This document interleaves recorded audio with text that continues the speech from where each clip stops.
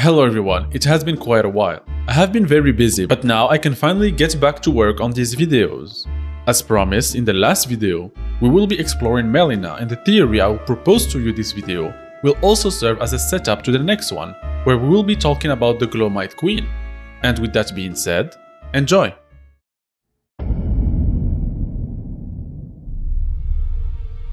Melina in many ways marks a departure from From Software's conventional design of the Firekeeper archetype character. She actively searches for the player and judges his worth before offering her aid. She is not subservient to the Tarnished like a true Finger Maiden is, and she makes it very clear that she is on her own journey and will only ally herself to you on mutually beneficial terms. This makes Melina stand out as more than just a level up menu, but rather as a major character of the world of Elden Ring. But for such an ever-present character in your journey, Melina is shrouded in an awful lot of mystery. Melina has lost her memory and she finds herself burnt and bodiless.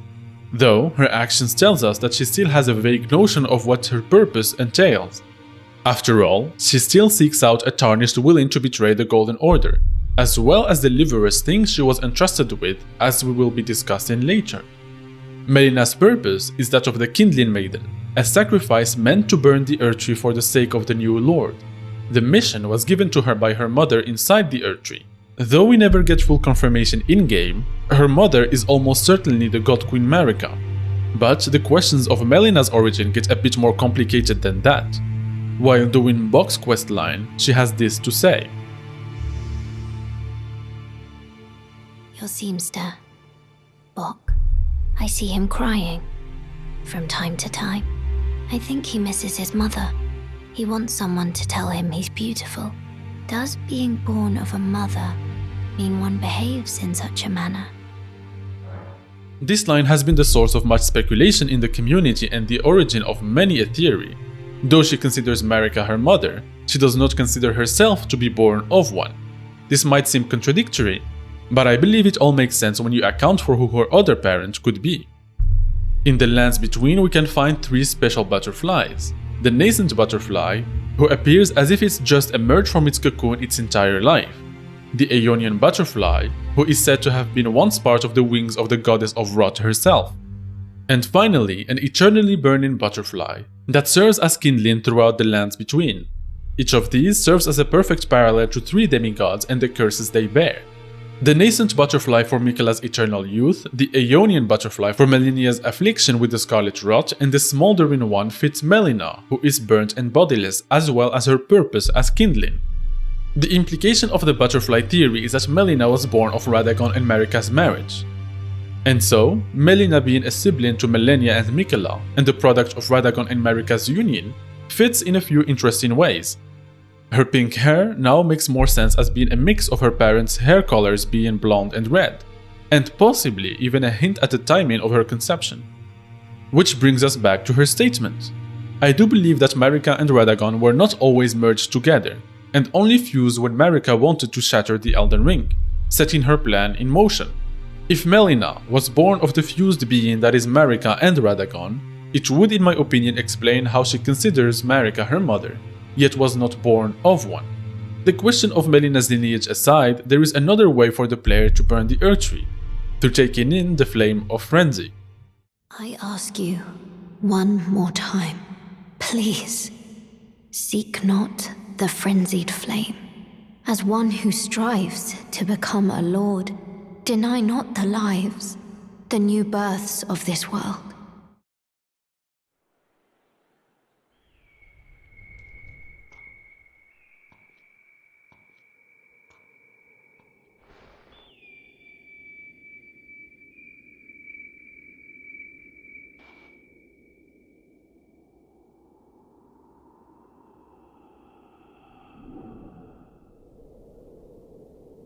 Lord of frenzied flame.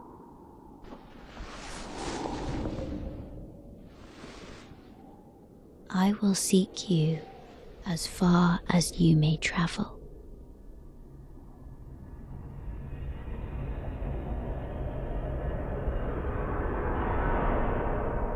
To deliver you what is yours. Destined death. In the event that the player become the Lord of Frenzied Flame while Melina still lives, we are treated to this ominous revelation that she possesses the power of destined death, and most importantly, it resides in her sealed eye. This revelation is a clear reference to one of the most intriguing entities of Elden Ring, the much talked about Gloamite Queen. Also called the Duskite Queen, she was an Empyrean once chosen by the Fingers to become the vessel of the Elden Ring and the god of her own age. She led the godskin nobles and apostles and wielded the power of destined death with her black flames. She was eventually defeated by Maliketh the Black Blade, and the source of her power, the Rune of Death, was sealed away, taking away the color and the power of her black flames and marking the start of Marika's Golden Order. I will not be revealing who I think the Gloamite Queen is in this video, as it will be the topic of the next one and will lead us a massive rabbit hole on how the Golden Order started, so be sure to subscribe not to miss it. As for now, you can imagine that I do not believe that Melina is a Gloamite Queen. However, we will be delving into their connection. After Maliketh defeated the Gloamite Queen, he was used by Marika to hold and seal Destined Death, also known as the Rune of Death, keeping him out of the picture and away from her. After all, as her shadow, he was made to turn against her if she ever betrayed the Greater Will. Much later, during the Golden Age of the Golden Order, someone stole a fragment of the Rune of Death from Maliketh, an event that would be marked as a turning point in the game's history. It happened during the Golden Age of the Erdtree, long before the shattering of the Elden Ring. Someone stole a fragment of the Rune of Death from Maliketh, the Black Blade, and on a bitter night, murdered Godwyn the Golden. That was the first recorded death of a demigod in all history, and it became the catalyst. This single fragment was the linchpin of a massive conspiracy that drove the lands between into ruin. Through playing the game, we find out that the one who stole the Rune of Death was none other than Ranni the Witch, lunar princess and daughter of Rennala. Ranni conspired with Marika to orchestrate the Night of the Black Knives, where the demigods started to fall. First among them, Godwyn. We later find out that Ranni had set up a very specific ritual with the fragment of the Rune of Death.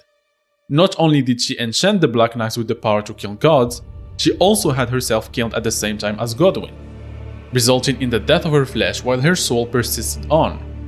We can find her discarded corpse on the Liurnian Divine Tower, and her corpse reveal a few interesting details.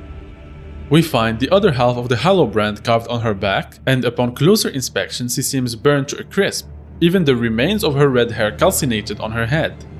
The presence of fire and destined death in a ritual evokes the Gloamite Queen to me, and indeed we can also find a godskin noble on the way to the Divine Tower. These things on their own don't really serve as a connection of any sorts, but they help trigger a link in our head. Something about Ranni and the ritual she performed is linked to the Gloamite Queen, and as such, to Melina. Ranni and Melina have some striking similarities, and that was the root of endless speculation on the nature of their connection. Some think that they are parts of the same soul, or that they are twin sisters. Some even think that they are the same person because they have similar faces. But either ways, their similarities are undeniably clear, and perhaps the most striking thing they have in common is their closed left eye. Okay, so what am I getting at? Why did I go and start listing all these things about all these characters and pointing to loose parallels and relationships they share? What is this all about? Well, it's about the eye. You see, I saw conversations around this topic often land on either Melina is the Gloamite Queen or Ranni is the Gloamite Queen. Or maybe sometimes Marika is the Gloamite Queen and her daughters inherited some of that. But there is one thing that is often overlooked. What did Ranni steal from Maliketh? What is the stolen fragment of death? And I think the answer has been staring us in the face. It's the eye. The stolen fragment of destined death is the Gloam Eye. One thing I omitted up to this point is the existence of another Gloam Eye.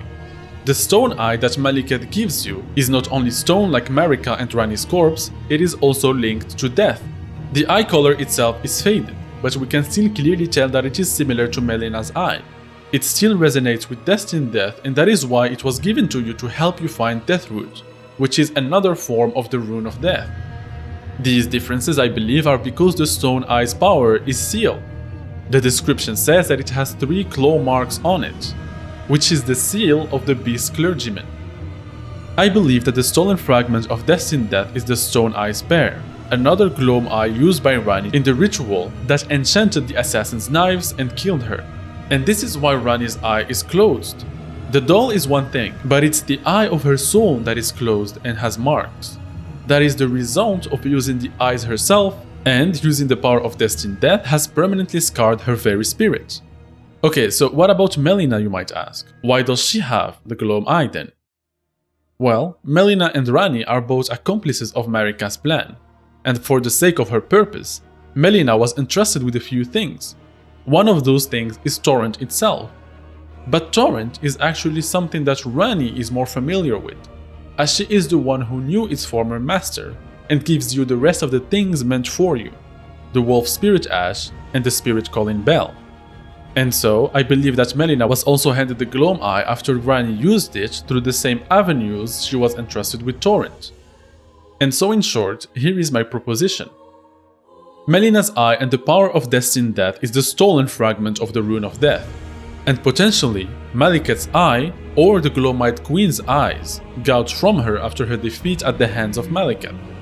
Ranni, conspiring with Marika, who had Maliketh hold on to destined death for her, stole one of the Gloam eyes and used its power to perform the ritual to create the Black Knives.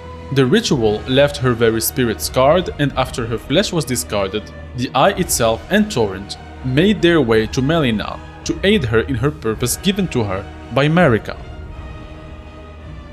And there you have it. Let me know what you think in the comments below, and also you can catch me streaming over on Twitch.